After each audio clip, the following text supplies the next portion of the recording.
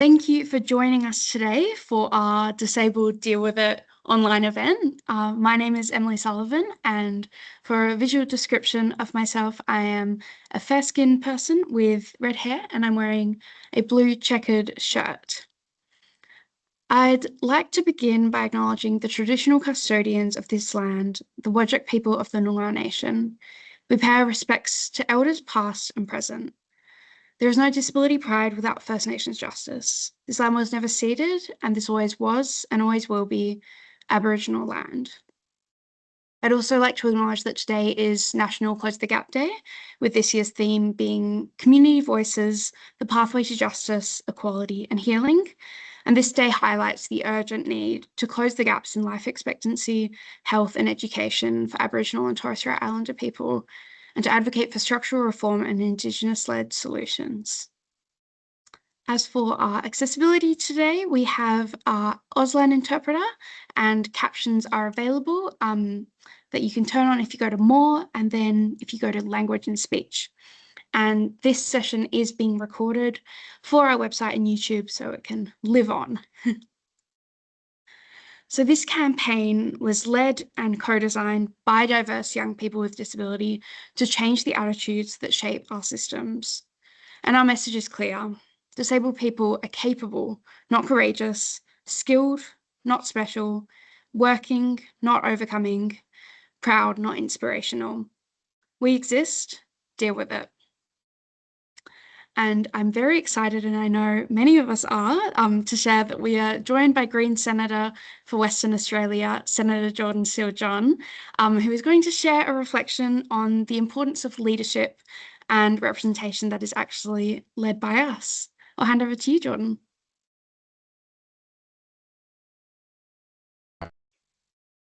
Thank you so much for that. And I'm so excited to be with you virtually online today. I'm speaking to you from my office in Boolaloo, Perth, and I want to begin by acknowledging that we are gathered wherever we are gathering from on unceded First Nations land, and pay respect to elders past and present. If you're here in the metro of Perth, that'd be Noongar, Whadjuk, Budja.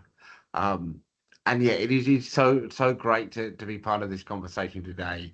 The campaign is a real example of the innovation and the excellence that is within our community that we can reach into and utilize to speak for ourselves and to challenge the preconceived ideas that surround us. In the short time that we have together, I just want to address a couple of points. First of all, the importance of campaigns like this. What these types of campaigns, I think, really make possible and move forward is that collective sense of identity, right? Like there's the goals of the campaign and the objectives around shifting perceptions and highlighting the significant part of our community more broadly that still finds it difficult and challenging to engage with us as disabled people, which is something that I like logically understand, but also makes me giggle slightly because like say hello or actually don't if we haven't asked to speak to you. Like it doesn't seem hard to me, but that's what the research shows us. And yes, campaigns like this can help tackle that. But beneath even that, when you watch the video, when you look at the content that's been put together, the really exciting thing is that we have another tangible example of disabled people collaborating, disabled people coming together, working together, negotiating our identities, our access needs to create something which represents us, which says something about us, which is that's the core of the whole thing. That's the base on which we can make everything else possible. The idea of a shared identity, a shared experience within an individual reality, and a knowledge of a collective belonging to a movement for our rights and for our freedoms, if you like, to not use too much of a kind of a flowery word. So that's the first thing. The second thing I wanted to say was around, what would it mean if, for me, what would it have meant for me if a campaign like this had existed when I was younger, when I was coming into my disability identity at a different age? I think it would have meant the absolute world. I grew up in a time where, um, still a lot of what we were talking about was kind of see the person, not the problem. I remember the cerebral palsy alliance posters with that on, and that did tell me a story about what it meant to be disabled that I carried with me for a long time. A kind of an idea that I was separate from my identity, and that society should see through my disability to the me within, which I now look at as like a kind of a really sad thought process, a kind of an attempt to push away an intrinsic, what I now understand to be an intrinsic part of my identity. There is no separating me and my disability. My disability uh, is linked to me. There is no separation, and more than just being a set of impairments or differences, it's also my chosen and proudly claimed identity. And I think campaigns like this would have saved me a lot of time of kind of unlearning and then relearning. And then the last thing I wanted to say was, why is it now that we are here in 2016, and yet, if things were based on proportional representation within the population and that kind of thing, there would be many, many, many disabled people in Parliament right now. And yet there are only a handful. Why don't we see people in those spaces that are like us, that have our lived experience? And I think there's a number of reasons. There's a number of structural barriers that we are familiar with that block us physically from those spaces that then enable you to end up in decision-making spaces like parliaments. There are broader factors in terms of the basically how expensive and how difficult it can be to navigate society as a disabled person, and the drain on resources that then leads to basically not having enough left in the tank to engage in the types of things that then end up with people being in decision-making spaces like parliaments. But there's something else going on here as well, and I think that it's damning on society more broadly, but it's also something that we can be really proud of, and in some ways a source of excitement, and that is that the disabled body and mind is inherently a challenge to the status quo. It is, I think, by its nature it is opposed to or throws a light on the assumed social norms, and by exposing them to critique, um, threatens to dismantle them, and by dismantling them, undo the power that a lot of people gain through those social norms. And all of these factors come together to mean that people in positions of power currently, the current crop of politicians that we have, and the people that often are the decision makers as to whether somebody gets to put their hand up for parliament or be in a decision making space, they don't really want disabled in those spaces, because they're not in the business of challenging the status quo. They're in the business of maintaining it, benefiting from it, managing it, expanding it to include more of their types of people. And so I think consciously or subconsciously, they attempt to shut us out. And that's their prerogative. But it's not something we have to accept.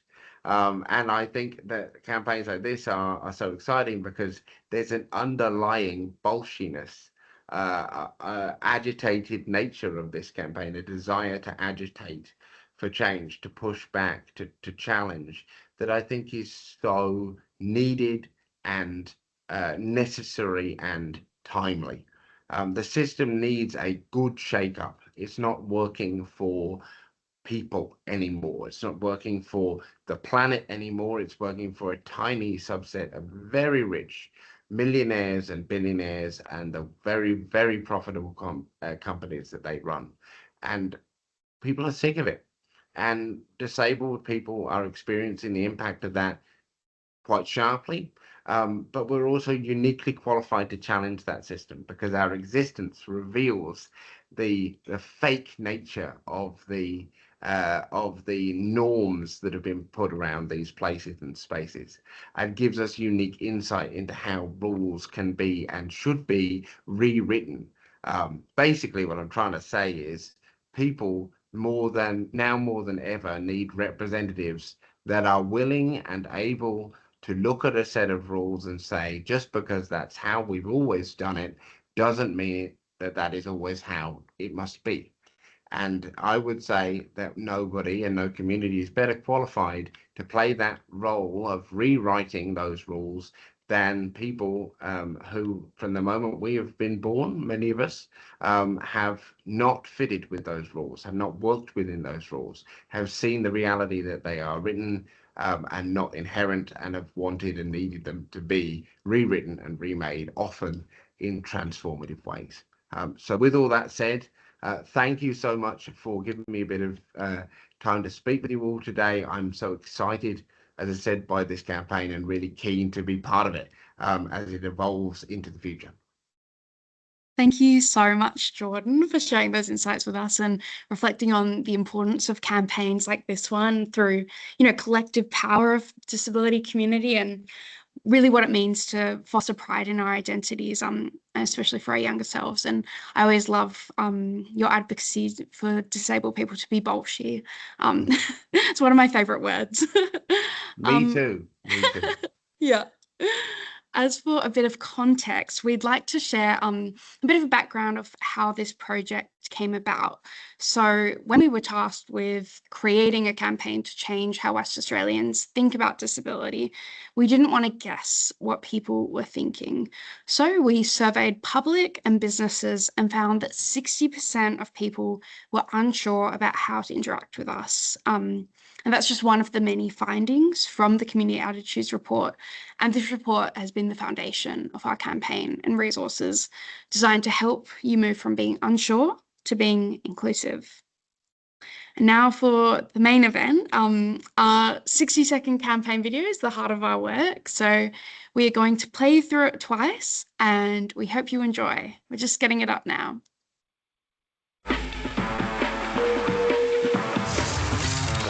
I'm not here for pity. Not here to inspire you. I'm not here for your approval. I'm proud of who I am. Deal with it. I'm capable, not courageous. I am proud, not inspirational. I'm skilled, not special. I'm working, not overcoming. We're not uncomfortable. Why are you? Don't make it weird. Just say hi, ask questions and listen. Because disability is not a problem, perception is. And when you see disability differently, You stop seeing limits and start seeing possibilities.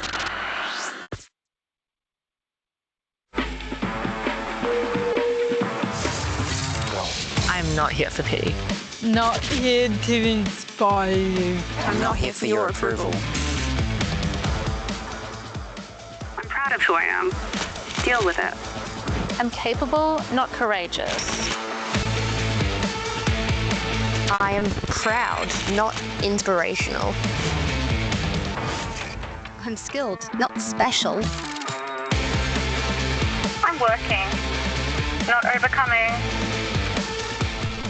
We're not uncomfortable. Why are you?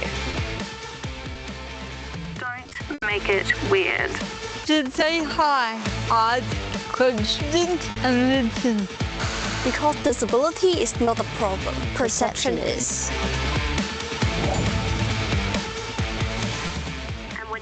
disability differently. You stop seeing limits and start seeing possibilities.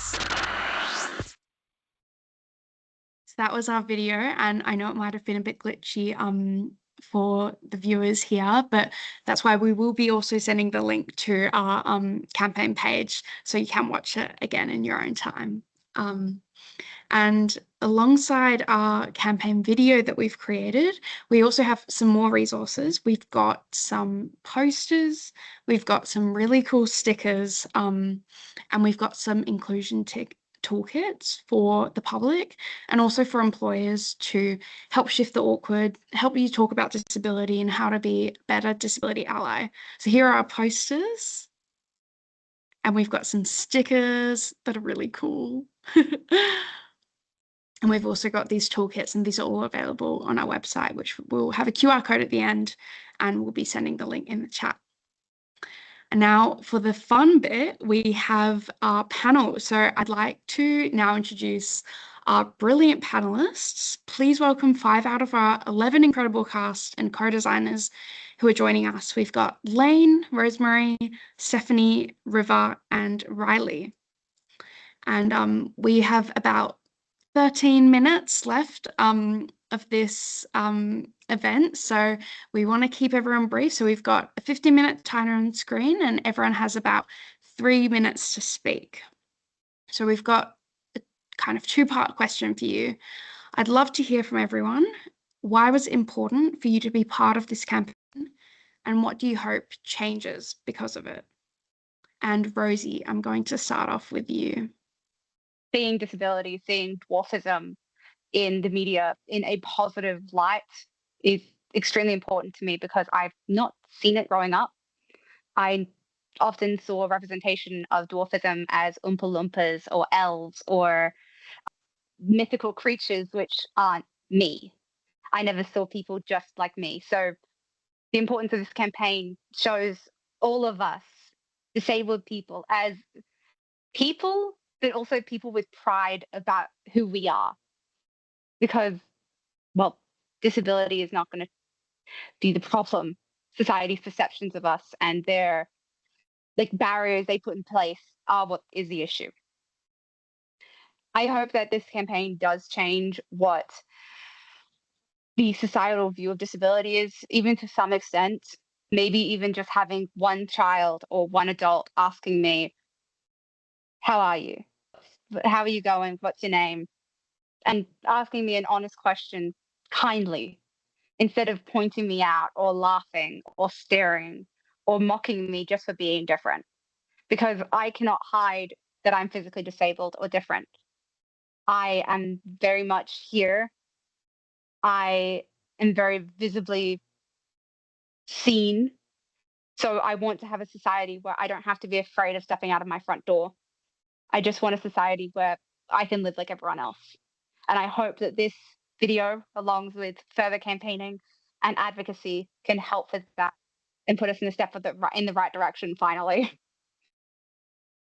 Thank you so much, Rosie. We really appreciate your insights and thoughts there. I'm going to give Stephanie the mic to share her answers to these questions.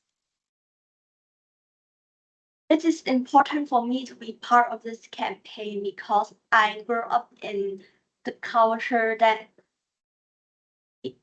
people with disability is viewed as dumb or useless. I'm often being looked down in the Asian culture, and there's not much support around disabled people in general, and we are just being viewed as money tree where people or organizations can get subsidies because they hire us or having us enrolled into schools. So I think it is a very big opportunity for me to voice out and present myself out there to the public via this campaign, and hope that people really changes their perception, because with me having disability is not really the problem, it's how people feel us is the problem. And I want that people not pointing at me or shouting at me or pictures of me in the public saying that why I'm parking at Airport Bay when I actually get a permit to park there. And also, I don't want to feel afraid of having my cane with me because I feel like whenever I have my cane or not having my cane with me, I feel like I'm wrong because people will just be shouting at me no matter what. So yeah, the ultimate goal of this campaign is to just make our life a bit easier and to be inclusive in general. Thank you so much, Stephanie. We really appreciate you sharing your experiences and intersections of disability and culture. I'd like to pass the mic over to Lane to share their answers to these questions. I believe in that this campaign can skyrocket the media like the other recent campaigns have done a lot these days around disability is all about, oh, are you competing in the next Paralympics and all that? Like, yes, parasport is a great idea, but not everyone is a Paralympian or wants to be a part of sport. Someone who used to be an elite athlete, every time an ad came on about disability, it was always about Paralympics, and I think this ad proved that we are a lot more than what people think we are, and it can be really helpful at times. So yeah. Thank you so much, Lane. And yeah, it's so important that we're not just looking at disability as something that's inspiring. And even if we're not a Paralympian or have these great abilities, it doesn't mean that we don't have value and we're not capable and we're not skilled. So thank you, Lane. I'd like to pass over to River next. So probably the main thing that I really wanted this campaign to change is the fact of I've got invisible disabilities, so people don't necessarily point at me and they don't stare. So I've never experienced that, but instead I've experienced people going, "You're not disabled enough. You're not disabled. Like, just get over it, deal with it, like just get through the day, just keep pushing." And that actually really inhibits me from being able to enjoy my life because I'm constantly trying to meet these expectations of a non-disabled person. So I'm hoping this campaign can kind of show other people with invisible disabilities that you are disabled enough. There isn't a line where you have to be super disabled or really not disabled, even though there's like the NDIS and stuff. That's a whole other conversation, but it does not matter as long as you accept yourself and accept your identity as disabled. It does not matter what sort of disability you have. So that's what I really wanted to get out of this campaign, to kind of show that disability is a very, very wide spectrum and it's not just one thing that you can see necessarily, but it's so many different things. Thank you so much, River. And I think, yeah, that really speaks to our campaign that we don't owe anyone an explanation, or we shouldn't have to prove ourselves, and we just, yeah, should be accepted for our identities. I will now pass over to Riley to close us off.